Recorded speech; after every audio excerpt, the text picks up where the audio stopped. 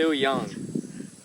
The purpose of this video is to let you know that no matter what tomorrow holds, no matter what the next 10 years, the next month, the next day, the next week holds, don't rush it. Just wait on what God has for you.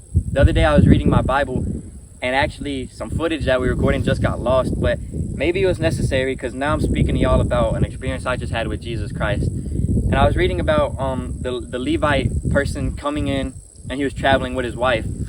No, the concubine. And he went with his father-in-law, and they stayed 5 days. And on the 6th day, I remember in the Bible it said he was determined to get up and leave.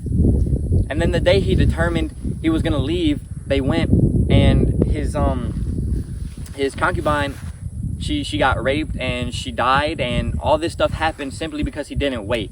You're rushing into something that you don't have to rush into, when all you have to do is wait on God, because God's promises are unfailing. They're full of promise, and that's what his Bible is.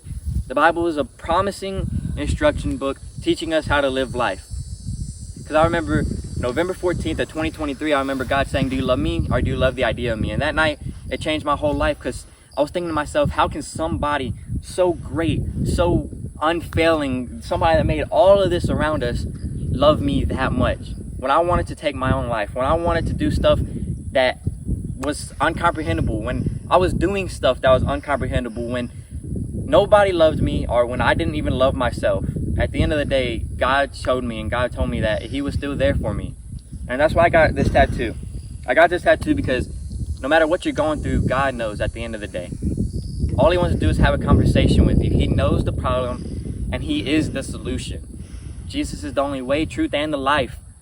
If you want to get to heaven, you have to go through Jesus Christ. If you want to be forgiven, go to Jesus Christ. Because he did not die on that cross for us to go back to our sinful ways over and over and over again. Jesus Christ died on that cross to give us hope, to give us forgiveness, to give us a future that we don't have to worry about because it's already in God's hands. And if it's in God's hands, what do we have to worry about? We don't have to worry about nothing, because God knows what's going to happen tomorrow. God knows what's going to happen next week. God knows what's going to happen in a year. God knows where we're going to be 10 years from now, if we're still going to be here. All you have to do is allow him to guide your footsteps. All you have to do is wait on God and try your hardest to listen to his voice. In the midst of everything, in the midst of the world is a very bad spot right now.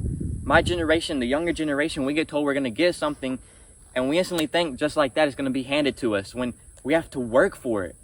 If somebody tells us, hey, we have the opportunity and the chance to be great at that sport, people just think that, oh, we could just go sit at home and it'll just come to us. We'll instantly make it. No, you have to wake up early. You have to get in the gym. You have to practice. You have to work. You have to really want it. But let me tell you something.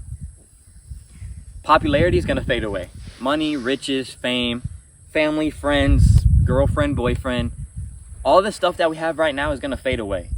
The only thing that will not fade away, the only thing that will impact you eternally is what you do right now. It's not what you do tomorrow. It's not what you did in your past, because God has already forgiven you in your past. It's what you do right now. Because like I said, all Jesus wants is to spend time with you. He already died on the cross for you. He already did his part. It's just time for you to do your part.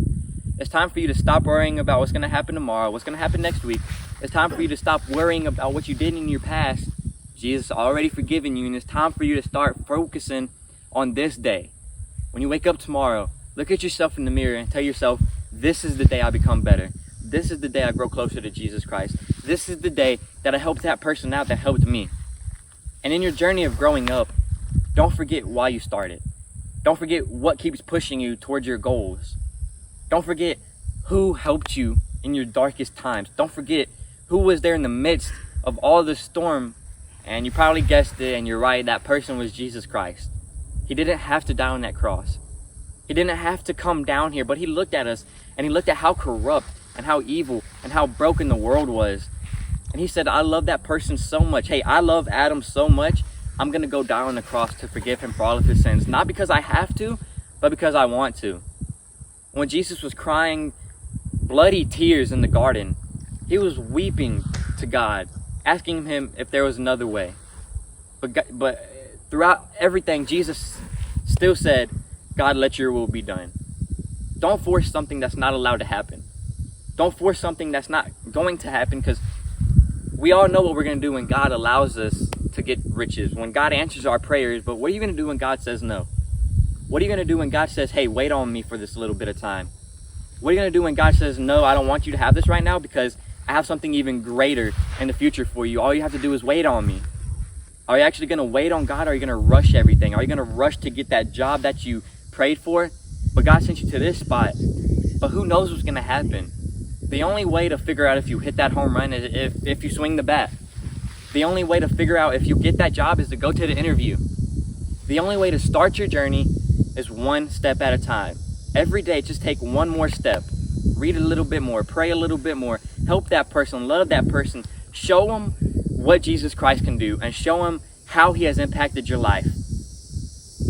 Without further ado, if you never accepted Jesus Christ as your Lord and Savior, if you're finally tired of getting told, hey, I'm gonna do it tomorrow, maybe I'll give my life to Jesus next week at church. No, I'm here to tell you that you don't know if you make it next week to church. You don't know if you're gonna wake up tomorrow. Do it right now. All we have is right now.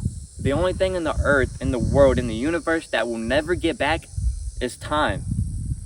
Because you see those loved ones in heaven if they make it, if you make it, depending on what you do right now. It's the sad but hard truth. It's hard to accept it. It's hard to accept that you're loved. But just allow Jesus Christ in your heart and allow him to change you. And stop focusing on what you don't have and look at what you do have. Stop focusing on the burnt down houses. Stop focusing on the wars, on the famines, on the scarcity of food. Look at what Jesus Christ is doing in your life right now. And just allow him to take you day by day. Because we're still young. And you could be 80 years old. And you could still be young. Because this little lifetime that we have on earth is nothing compared to eternity. It's just a little eraser on a lead pencil. Not even that. So I want to encourage you to spend today like it's your last day.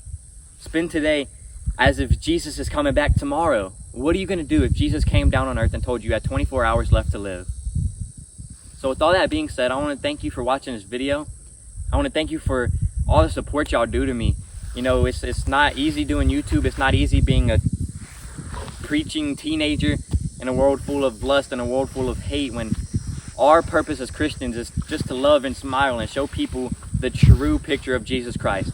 Churches have ruined people. Religions have ruined people. It's not so much of the religious perspective of it, but start showing people the relationship you have with Jesus Christ. And maybe instead of them thinking that Jesus is a hateful person, they'll actually understand what type of love Jesus has to offer. And I want to offer you that same love Jesus Christ has for you. But don't wait for tomorrow. Let the world know you're here. And like always, you are loved and you are enough. Thank you for watching.